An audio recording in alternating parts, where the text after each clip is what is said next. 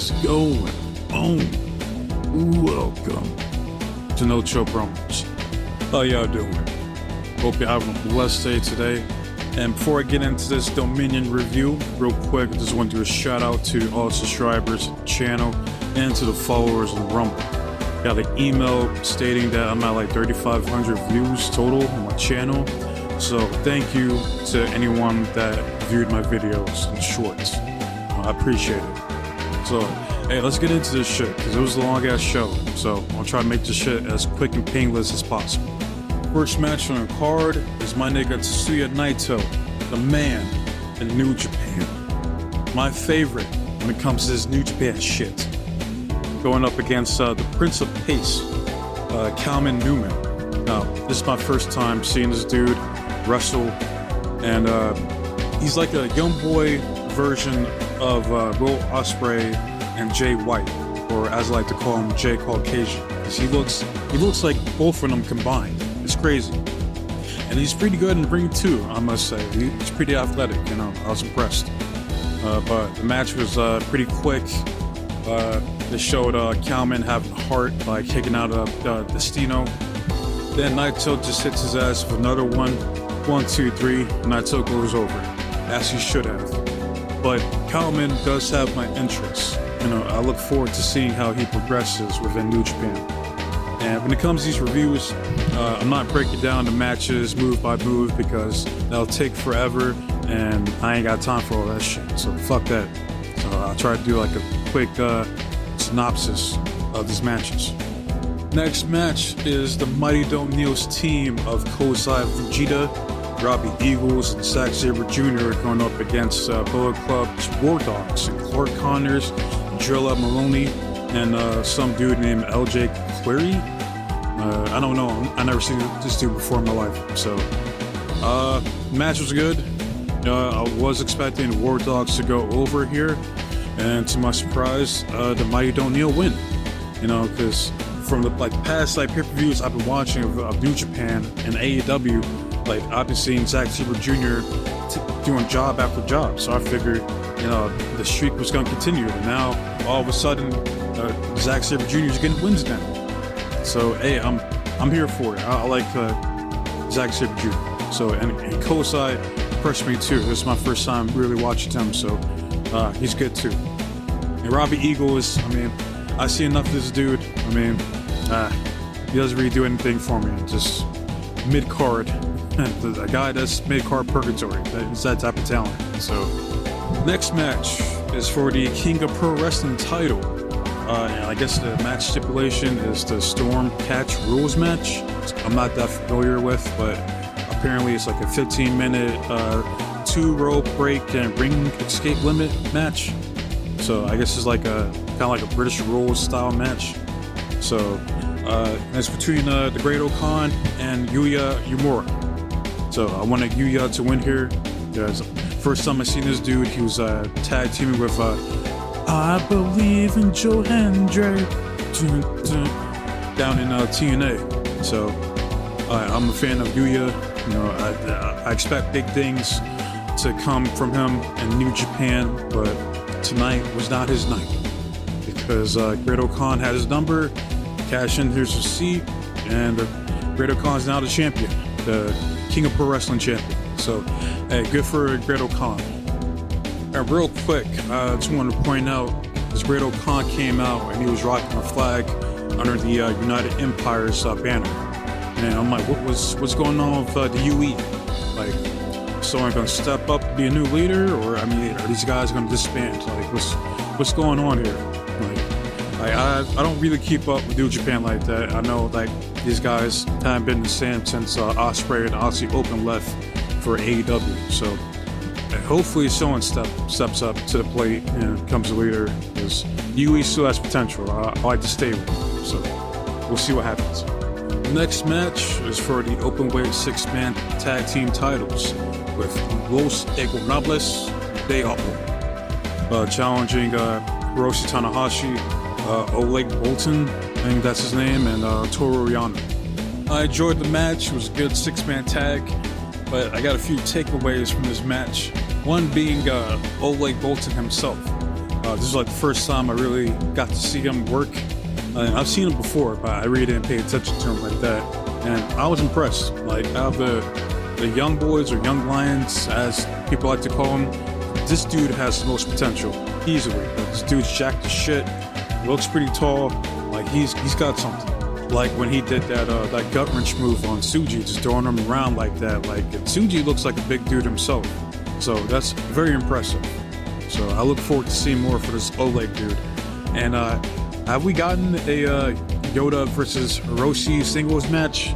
If not, we need to see that, because Tsuji hit the spear on Tanahashi to get the win for LIJ, and hope that leads to a singles match between these two later on down the line. But it's looking like they might run back Tsuji versus Oleg, do a singles match between those two, and hey, I'm all for it, man. Like, those two have good chemistry, man. So hey, I'll be there to see that match when it happens.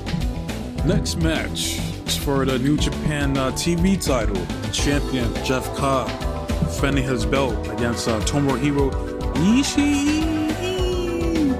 As old Jim likes to say, Jim Cornette, Jim Corny, whatever you want to call him. This was easily the best match of the night so far.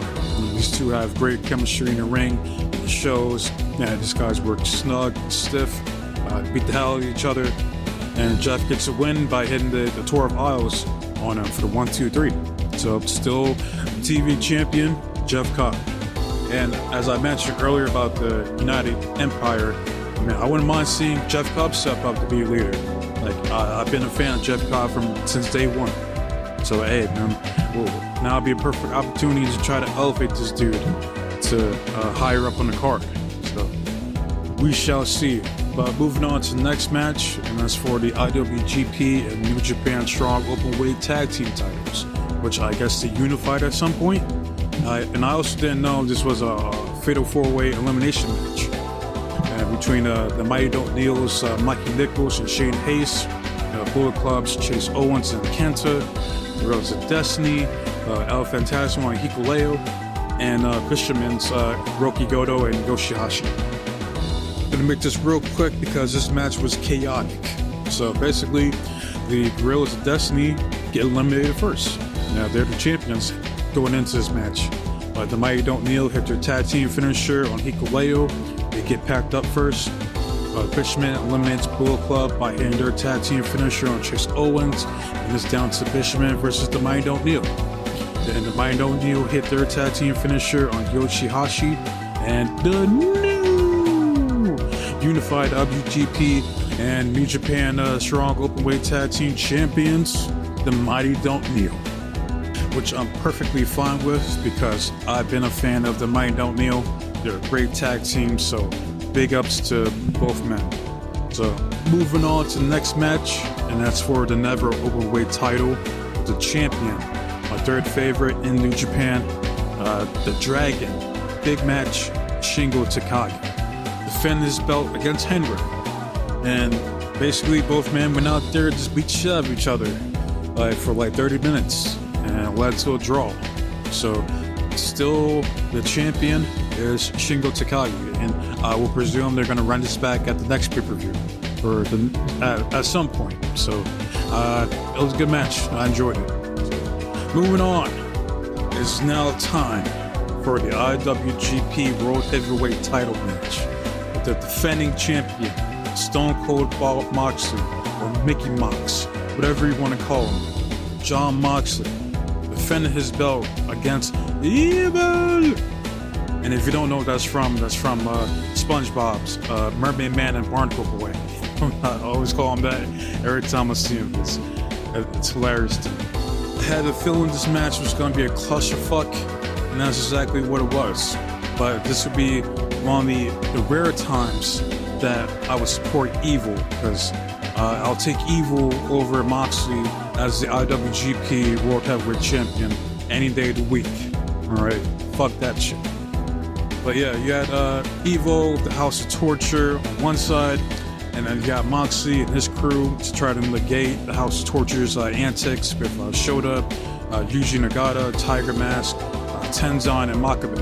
And I haven't seen those guys in a minute, so big ups to Tenzan and Makabe. I know the guy that still wrestles here and there, so I've seen him before. And Tiger Mask, it's been a minute since I've seen him too, so big ups to him. I mean, the match itself was a spot fest, so I couldn't really get into it. Although I did appreciate a few spots in the match, like where Evil flicked off Moxley, telling him to fuck off, or him powerbombing his ass to a table, or when House of Torture were like jumping him. I'm like, yeah, beat his ass, beat the shit out of this dude, man. Fuck this guy, man. So, but yeah, Moxley wins. He hits the Death Rider DDT on a barbed wire bat for the win. So, haha, Moxley wins. But we get a surprise after the match with my nigga Naito coming out and officially laying down the challenge at Forbidden Door for the IWGP World Heavyweight title against Moxley, and Moxley accepts. So what needs to happen is I need my boy Naito to get that belt back that he should never fucking lost in the first place. And if he does that, then I'll lay off Moxley. You know, he'll be getting back into my good graces. Like, I won't shit on this dude as much, because people like to shit on Cody or make fun of him from that meme of, oh, I hate to lose. So does Moxley. Like, this motherfucker rarely loses at all since he's been out in the Indies. Alright, so he needs to do the right fucking thing, and he needs to put over Naito at Forbidden Door. I wouldn't be so critical of Moxley's IWGP title reign if they did it differently, man. Like, because they're trying to go about this whole like babyface shit, which if he would have came in like an invader, took the title and just talk shit, like, yeah, fuck you guys, like, I beat your champion because he sucks and all you guys sucks and none of you guys can touch me in the ring, that wouldn't be different. Like, that would make cool to see, but not this baby face like, oh, like, I bleed, I love New Japan Pro Wrestling. Like, motherfucker, no you don't. You're just getting paid to be here, man. Like, you're not about that shit like that, man. Get the fuck out of here.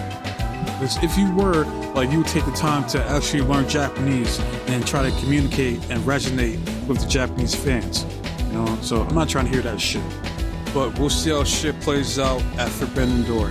But until then, we move on to our main event, and that's the finals of the best Super Juniors between El Desperado and the Bone Soldier, Taiji Ishimori. Now, up until the main event, I had Jeff Cobb and Tomohiro Ishii as my match of the night, but yeah, the main event delivered, so this was easily the match of the night, in my opinion. These two men went out there, they told a good story. You had El Desperado trying to work on the legs of Ishimori trying to work on the arms and head of El Desperado, trying to tap each other out. You had chain wrestling throughout the match. These guys went in. They went at it. They put on a great performance. At the end of the match, we had El Desperado hit Jay Driller, aka C4 Spike, into a fairy tale ending to get the 1, 2, 3, and your 2024 Best of the Super Junior winner is El Desperado. And I forgot to mention earlier, you had Himuro Takahashi come out, do commentary for this match, and I didn't know this man won this shit 4 times. Like, god damn. So, but hey, big ups to both men. Although I wanted Ishimori to win here, but hey, Desperado got it, so big ups to both men. You guys went out there and had a fantastic match. And that's it for Dominion. So overall, I give the show about 7.5 out of 10. I enjoyed it. So whoever watched the show, I want to hear from you guys. What do you guys think about Dominion? Would you rate it overall? What was your favorite match? What did you like? What you dislike? Let me know in the comment section. And like I always say, like, dislike, comment, subscribe, it's all the same to me. I just want to see the engagement. I want to see what you guys think. And that's why I make these videos. And as far as my next video I'm going to be dropping, it's going to be about Brooks Jensen. And I've been hearing there's some controversy with him not being on TV or whatever. So I know exactly what you got to do to get this man over. So that'll be my next video. And I still plan on doing a review on DPW's Limit Break and Mari Gold's Grand Opening Wars at some point this week. I just want to take a break from reviews. So, but yeah, if you watched the video in its entirety, again, I can't thank you guys enough. I appreciate it from the bottom of my heart. And I wasted enough of you guys' time. So be safe, be blessed, take care of yourself. I'm out this bitch. Till next time. Adios.